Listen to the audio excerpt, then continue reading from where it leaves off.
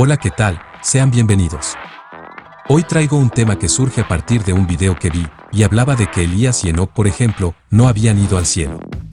En base a esto, busqué más información al respecto, y noté un patrón en todos.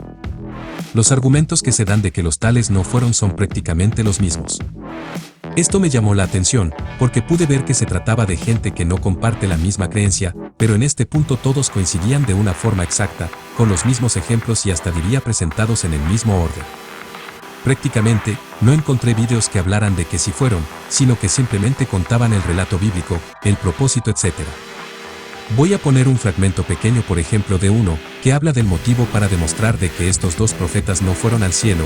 Técnicamente es para negar la posibilidad de lo que la mayoría de las iglesias evangélicas creen con respecto a un arrebatamiento de todo creyente salvo, más allá de su religión, antes o a mediados de la tribulación según la postura, pero en fin, arrebatamiento. Veamos. Dos de las historias más misteriosas y fantasiosas de la Biblia son las de Enoc y Elías. Su descripción ha sido base de argumentos especulativos y solo hasta que indagamos en los detalles hallamos textos dentro de la misma Biblia que sacan a la luz y desmienten estas especulaciones y que dejan sin fundamento la doctrina del rapto o arrebatamiento de personas hacia el lugar que también irrealmente han considerado la habitación o el trono de Dios. Bien, una vez visto esto, queda más que claro el propósito del por qué se niega esto bajo, según muchos, una luz que la misma Biblia da, descartando por completo toda posibilidad de que haya un arrebatamiento. Para el que no entiende del tema, agrego que, por ejemplo, dentro del 100% de las creencias, solo la Iglesia evangélica defiende la postura de un arrebatamiento literal. La Iglesia Católica, los Testigos de Jehová, los movimientos de raíces hebreas, entre otros, son los que dicen lo contrario. Pero, ¿por qué la Iglesia evangélica, casi en su totalidad, cree en esto que, como dicen, es algo supersticioso y hasta una locura? De nuevo, para el que no entienda, se cree esto por lo escrito en 1 de Tesalonicenses 4:17 que dice: entonces nosotros, los que estemos vivos y que permanezcamos, seremos arrebatados juntamente con ellos en las nubes al encuentro del Señor en el aire, y así estaremos con el Señor siempre. Como vemos, este texto parece ser suficientemente claro, pero según otros no es respetado. Explican que esto es hasta una superstición, pero bajo ese criterio también se podría decir que es supersticioso creer que Jonás estuvo dentro de un pez, que el mar fue abierto en dos para que Israel pasara en seco por medio de él, que David mató a un gigante, que el Nilo se convirtió en sangre, etc. Y tendríamos que darle la razón al ateísmo. Pero como estamos hablando de fe, es justo analizar el tema, porque Dios no es lógica humana. Por esto, veamos los argumentos que se dan para enseñarnos de que Elías y Enoc no fueron arrebatados al cielo, los cuales, repito, son los mismos en el 100% de los casos, más allá de las creencias diferentes entre quienes lo exponen. Ellos dicen: 1. La Biblia en Génesis 5 describe la genealogía desde Adán en adelante. Dentro de esta descripción utiliza el término para cada personaje diciendo, vivió tantos días, etc. Esto también lo hace con Enoc, nos muestra los días que vivió, lo cual demuestra que él murió como los demás, ya que allí se describe eso. 2. Jesucristo dijo que nadie subió al cielo. 3. Hebreos habla de que todos los hombres de fe murieron. 4. Elías no fue al cielo porque luego de ser arrebatado envió una carta al rey Joram de Judá. 5. En realidad el cielo del que habla la Biblia al que fueron llevados, es el cielo atmosférico. Bien, viendo los puntos que todos ellos exponen en cuanto a que Elías y Enoc no fueron al cielo, daremos nuestro punto de vista al respecto. Cada quien es dueño de sacar sus conclusiones y creer lo que le parezca acertado. Pero es bueno que se vea la otra cara de la moneda, ya que, repito, solo se muestran las posturas de los que niegan esto, y miles quedan asombrados, dejando de lado lo que han creído muy ligeramente, sin siquiera poner en tela de juicio, aunque sea tomándose un breve tiempo de investigar si lo que se les está diciendo es correcto o podría no serlo. Comencemos. Comenzando por el primer argumento, vemos que se nos dice que Génesis 5 describe la genealogía desde Adán en adelante, mostrándonos la totalidad de los días vividos por él y sus descendientes, y luego se dice que murieron, por lo tanto esto indica que pasó lo mismo con Enoc. Pero, ¿será esto cierto? Observemos. Génesis 5:1 comienza hablando de Adán y dice: este es el libro de las generaciones de Adán. Verso 5. Y fueron todos los días que vivió Adán 930 años, y murió. Claramente se nos dice que murió, no hay dudas. Verso 8 ahora habla de Set, su hijo, y dice: Y fueron todos los días de Set 912 años, y murió. Este patrón se repite con cada descendiente. De Enos dice, y fueron todos los días de Enos 905 años, y murió. Lo mismo de Cainán y fueron todos los días de Cainán 910 años, y murió. De Maalaleel 895 años, y murió. De Jared 962 años, y murió. Ahora toca describir los días de Enoc, pero ¿qué dice? Y fueron todos los días de Enoc 365 años. Caminó, pues, Enoc con Dios, y desapareció, porque le llevó Dios. ¿Notó algo? En ningún lado se dice que murió, pero parece ser que a algunos se les pasa por alto este detalle, y dicen lo que no dice la Escritura, argumentando de que Dios se llevó a Enoc a otro lugar porque corría riesgo de muerte, cuando jamás se nos dice el tal cosa. Pero si fuera el caso, Abraham no corrió riesgo de muerte, o David cuando lo perseguía Saúl, etc. Ahora Hebreos nos dice que Enoc fue traspuesto para no ver muerte. Sé que algunos se apresurarán aquí a hablar de Hebreos, pero por el momento centrémonos en Génesis para ver que de ningún modo dice que Enoc murió. Queda más que claro, se muestran los días de su vida en la tierra, y que luego de ese tiempo fue llevado, no dice otra cosa. En contraste con los demás hombres, de los cuales se detalla clara y tajantemente que murieron, de Enoc nunca se dice que murió, sino que fue llevado al cielo. Continuemos. Argumento número 2. Ellos explican que de ninguna manera fueron al cielo por lo siguiente. Juan 3:13 dice, nadie subió al cielo, sino el que descendió del cielo, el Hijo del Hombre, que está en el cielo. Por esto es clara la palabra de que Enoc, Elías y otros no pudieron ir al cielo, dicen, antes de la resurrección de Cristo. Respuesta al argumento. Este versículo no está completamente interpretado en su contexto. Notemos lo que dice el capítulo 3 de Juan, hasta llegar al verso en cuestión para ver si habla lo que algunos dicen que habla. Juan 3 verso 1 dice: Había un hombre de los fariseos que se llamaba Nicodemo, un principal entre los judíos. Este vino a Jesús de noche, y le dijo, Rabí, sabemos que has venido de Dios como maestro, porque nadie puede hacer estas señales que tú haces, si no está Dios con él. Como vemos, Nicodemo está reconociendo que Jesús ha venido del cielo y esto lo afirma la misma palabra, pues Jesús no replica lo contrario. Sabemos que Jesús le dijo a Nicodemo que tenía que nacer de nuevo para ver el reino de los cielos. Nicodemo no entendía cómo debía hacerlo según el relato y en el verso 10 dice: Jesús le responde: ¿Eres tú maestro de Israel, y no sabes esto?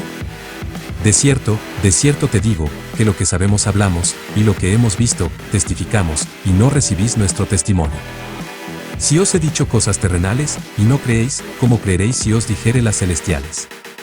Señores, aquí Jesús le está diciendo que ellos, porque dice, lo que sabemos en plural, hablamos. Por cierto, versículo muy clave en lo referente a la pluralidad a la que se refiere Jesús siendo él solo el que está hablando. Y no se refiere a que los discípulos hablan con él, puesto que ellos no saben de las cosas celestiales aún. Tampoco de que sean ángeles lo que lo hacen por obviedad de que él es el que da el mensaje, y esta es la deidad. Pero no me quiero ir del tema, dice, lo que sabemos hablamos, pues le está diciendo que él sabe de las cosas celestiales y tiene la autoridad para hablar de las mismas, solo él. Luego en el verso 13 afirma esto diciendo que ningún hombre ha ascendido al cielo, sino el que descendió del cielo, o sea nadie estuvo en el cielo para descender y después hablar de las cosas del cielo de las cuales no le creen. A esto es lo que se refiere este pasaje. Nunca jamás se está exponiendo el tema de Enoc y Elías como algunos quieren hacer ver que este texto se refiere a eso. Lejos, está hablando de algo muy diferente y esto se refiere a la autoridad que quiere dejar por sentada Jesucristo en cuanto a su persona por sobre encima de cualquier otro hombre, ya que él está en condición del Hijo del Hombre, pues ha bajado desde el mismo cielo para testificar lo que le está diciendo a Nicodemo, cosa que ningún otro hombre ha hecho jamás. Argumento número 3. Hebreos 11 explica que todos los hombres de fe murieron y esto demuestra que Elías y Enoc no son la excepción. El versículo 13 dice: Conforme a la fe murieron todos estos sin haber recibido lo prometido, sino mirándolo de lejos, y creyéndolo, y saludándolo, y confesando que eran extranjeros y peregrinos sobre la tierra. Si leemos el capítulo comprendemos que el escritor describe lo que es la fe, tomando como ejemplo a valientes hombres del pasado que por ella conquistaron y realizaron proezas en Dios. Se describe por nombre a los mismos. En el verso 5 dice: Por la fe Enoc fue traspuesto para no ver muerte, y no fue hallado, porque lo traspuso Dios, y antes que fuese traspuesto, tuvo testimonio de haber agradado a Dios. Es interesante notar, que algunos aquí dicen que el término, para no ver muerte, se refiere a que Dios de alguna manera se llevó a Enoc a otra parte de la tierra para resguardarlo de quienes le querían matar, entonces para que no vea muerte lo sacó del lugar. Sinceramente, no sé cómo es que se dice esto, pues la Biblia no lo narra, será una suposición o presunción personal. Como vimos, dice, todos estos murieron, pero antes de Enoc dice el escritor de Hebreos que el tal no vio muerte. Entonces, ¿hay una contradicción? Yo creo que no. El escritor está traspolando el texto, que por obviedad entienden los que conocen de la palabra. Por ejemplo, hablando de otro tema, Esteban narra delante de los religiosos todo el relato de los antepasados hasta Jesús, en el evento en que Esteban fue apedreado. Cuando Esteban está tocando el acontecimiento de Moisés y la zarza, donde Dios le habló a Moisés, vemos que dice, un ángel se le apareció. ¿No debería decir Esteban, el ángel de Jehová se le apareció como está escrito? ¿Por qué Esteban dice un ángel? Porque Esteban está traspolando el relato, delante de quienes le acusan y saben de lo escrito. No hace falta aclarar. Tanto ellos como Esteban, saben que es el ángel de Jehová quien se le aparece, y no simplemente un ángel. Esteban sabe del salmo que dice, el ángel de Jehová acampa alrededor de los que le temen y los defiende. ¿Entonces Esteban está desacreditando la palabra? No, de nuevo, está traspolando el hecho, para decirlo de alguna manera resumiendo y salteando lo que es obvio. De la misma manera, el escritor de Hebreos describe con nombres a los héroes bíblicos. A Abraham, a Isaac, a Gedeón etc. y dice que todos murieron, y también anteriormente habla de Enoc, pero es muy claro al decir que el tal no vio muerte. ¿Es necesario aclararlo de nuevo, en el verso 13? ¿Acaso el lector no sabe lo que dice Génesis sobre Enoc, que a diferencia de los demás no se dice que murió sino que fue llevado al cielo? Continuemos. Argumento número 4. Elías envió una carta al rey Joram de Judá, luego de ser arrebatado. Respuesta. Aquí sinceramente esto hace sorprender hasta donde llega la mala intención de algunos, de desvirtuar la palabra para sostener lo que ellos deducen o quieren que diga la misma. Señores, en ningún lado de la Biblia se dice que Elías envió una carta, luego de ser llevado. Esto lo hacen para parecer que Elías fue llevado a otro lugar de la tierra y desde allí envió la carta en cuestión. Este argumento lo usan como una bala de plata, como algo clave, el talón de Aquiles más está basado en una gran mentira. Y si fundamentar algo sobre una mentira es la intención, entonces esto nada tiene que ver con la palabra que es verdad. Jamás de los jamases se da una fecha o una pista de que la carta fue enviada después de que Elías fue llevado al cielo. ¿Por qué dice que fue llevado al cielo, verdad? Pero, ¿sabe qué? Si se da una pista de que fue enviada antes. Elías envía esta carta al rey Joram. Ojo al rey de Judá. Aclaro esto para entrar en contexto ya que en ese mismo tiempo otro rey se llamaba también Joram, pero este era rey de Israel, tenían el mismo nombre. En Segunda de Reyes, y por razones obvias saltearemos varios versículos y resumiremos lo siguiente. Aquí hablaremos del rey Joram, pero del que era rey de Israel, no es a este a quien se le envía la carta a la que aluden, pero este texto nos dará algunas pistas. Entonces resumiendo vemos que había un rey de Israel llamado Ocosías no tenía hijos. Este rey enfermó y por tal motivo mandó a consultar a sus mensajeros a Baal-Zebub dios de Ecrón, si había de sanar de su enfermedad. Debido a esto, Elías es enviado por Dios a este rey a decirle que por no haber buscado del Dios verdadero, sino en dioses paganos iba a morir. En el verso 17 dice, y murió conforme a la palabra de Jehová, que había hablado Elías. Reinó en su lugar Joram, en el segundo año de Joram hijo de Josafat, rey de Judá, porque Ocosías no tenía hijos. Como vemos, la pista que se nos da aquí es que el rey de Israel llamado Joram, comenzó a reinar 2 años después de que Joram, el rey de Judá, ya lo estaba haciendo. El rey de Israel llamado Joram, tuvo un reinado de 12 años. El rey de Judá también llamado Joram tuvo un reinado de 8 años. Cabe aclarar, y no quiero hacer tanto lío, que si bien se nos dice que el rey de Israel comenzó a reinar cuando el rey de Judá ya llevaba 2 años en el poder, este último se convirtió completamente en rey de Judá, ahora a la inversa, en el 5º año del rey de Israel. ¿Por qué? Porque Segunda de Reyes 8:16 así lo aclara. Lo que sucede es que Joram, el rey de Judá, si bien ya estaba en el poder 2 años antes que el rey de Israel, este compartía el reinado con su padre Josafat por corregencia. La corregencia es la forma de gobernar en la que un monarca ejerce sus funciones conjuntamente con otra persona, el corregente. Normalmente se establecía entre el rey y su hijo heredero, por esto Joram de Judá reinaba a su vez con su padre.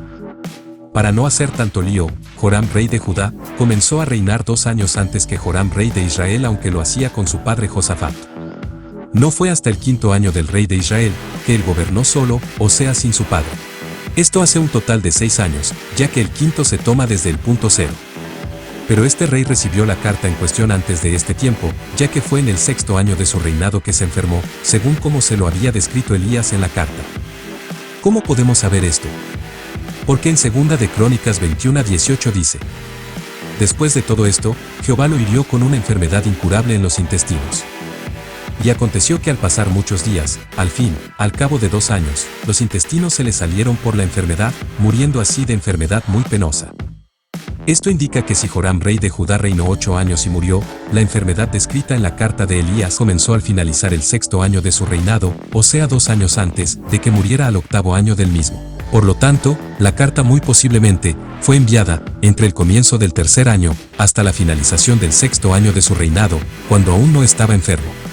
Esto lo sabemos porque Elías es arrebatado cuando reinaba el rey de Israel, según 2 de Reyes 2:11, que describe los acontecimientos como fueron sucediendo.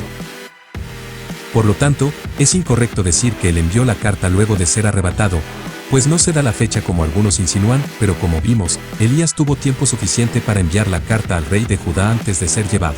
O sea, entre el 3.er y hasta el 6.º año de gobierno del rey de Judá, Elías le pudo haber enviado la carta. Continuemos. Argumento 5. Aquí realmente es sorprendente lo que hacen. Más sorprendente es que llamen de fábulas el hecho de creer lo que está escrito, que Enoc y Elías fueron llevados al cielo. Ojo, al cielo. Esto no significa que sea el cielo donde está el trono de Dios, no lo sabemos y por lo tanto no especularemos nada. Sin embargo, para tratar de armar las piezas que no les cierran, aquí, matemáticamente, y con razonamiento de hombres, explicarnos lo que la palabra no dice.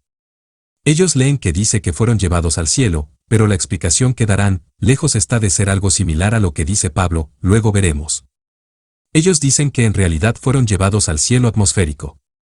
Ahora, dan una clase de los supuestos 3 tipos de cielos que describe la Biblia, cuando esto no es verdad. Al mejor estilo de expertos en el tema, dicen que hay 3 cielos. 1. El cielo atmosférico, donde están las nubes y los demás gases. 2. El cielo del espacio, donde están los planetas. 3. El cielo de Dios, donde vive Dios, según ellos, el tercer cielo descrito por Pablo. Para explicar lo del cielo atmosférico, usan el pasaje de Felipe y el eunuco, que dice: Cuando subieron del agua, el Espíritu del Señor arrebató a Felipe, y el eunuco no le vio más, y siguió gozoso su camino. Dicen que la palabra que se usa aquí como arrebatado, es la misma que se usa por ejemplo para decir que Enoc fue traspuesto. Ese término traspuesto, según ellos, indicaría que si Felipe fue llevado a otro lugar de la tierra y no al cielo, lo cual es correcto, también pasó lo mismo con Enoc, por ejemplo. A su vez, dicen, que si Felipe fue llevado de un lugar a otro en la misma tierra, fue volando por el aire, o sea el cielo, y lo mismo tiene que haber pasado con Enoc, aseguran, fue volando por el cielo y por eso la palabra dice que fue llevado al cielo. Amigos, dice que Felipe fue llevado por el Espíritu, no fue volando como una cometa, como piensas que fue llevado Elías y Enoc entonces. Sí, claro, por el poder del Espíritu.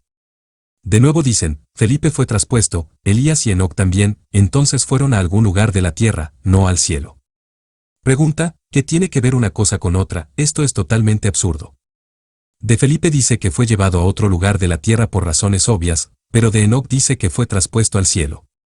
La Biblia es clara y detalla el lugar de destino de estos personajes. Nada tiene que ver la palabra que se use, que de hecho denota el hecho real de que el ser humano puede ser arrebatado a fin de cuentas, más allá del lugar a donde se lo lleve. Con respecto a los 3 cielos, nuevamente esto es algo sacado de contexto.